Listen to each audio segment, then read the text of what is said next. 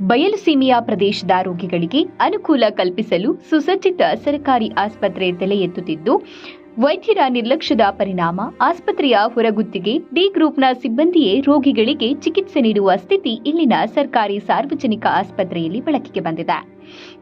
ಹೌದು, ಇದು ಚಿತ್ರದುರ್ಗ ಜಿಲ್ಲಾ ಸರ್ಕಾರಿ ಆಸ್ಪತ್ರೆಯಲ್ಲಿ ರೋಗಿಗಳಿಗೆ ಡ್ರಿಪ್ ಹಾಕುವುದು, ಗಾಯಗಳಿಗೆ ಬ್ಯಾಂಡೇಜ್ ಮಾಡುವ ದೃಶ್ಯಗಳು ಸಾಮಾಜಿಕ ಜಾಲತಾಣದಲ್ಲಿ ವೈರಲ್ ಆಗುತ್ತಿದೆ.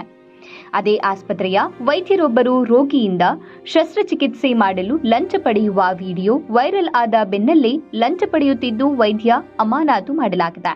ಈ ಘಟನೆ ಮಾಸುವ ಮುನ್ನವೇ ಡಿ ಗ್ರೂಪ್ ನೌಕರರು ಸ್ವಚ್ಛತೆ ಮಾಡುವವರ ಕೈಯಲ್ಲಿ ಡ್ರಿಪ್ ಹಾಗೂ ಗಾಯಗಳಿಗೆ ಬ್ಯಾಂಡೇಜ್ ಮಾಡುತ್ತಿರುವ ವಿಡಿಯೋ ವೈರಲ್ ಆಗಿದ್ದು, ಚಿತ್ರದುರ್ಗ ಜಿಲ್ಲಾಸ್ಪತ್ರೆಯಲ್ಲಿ ವೈದ್ಯರ ಹಾಗೂ ನರ್ಸ್ಗಳ ಕೊರತೆ ಇದೆಯೇ ಅಥವಾ ವೈದ್ಯರ ನಿರ್ಲಕ್ಷ್ಯವೇ? ಇಲ್ಲಿನ ಆಡಳಿತ ವೈದ್ಯಾಧಿಕಾರಿಗಳ ನಿರ್ಲಕ್ಷ್ಯವೇ ಎಂಬುದು ಸಾರ್ವಜನಿಕರ ಪ್ರಶ್ನೆಯಾಗಿದ್ದು, ಕೂಡಲೇ ಸಂಬಂಧಪಟ್ಟ ಅಧಿಕಾರಿಗಳು ಸೂಕ್ತ ಗಮನ ಹರಿಸುವರೇ ಕಾದು ನೋಡಬೇಕಾಗಿದೆ.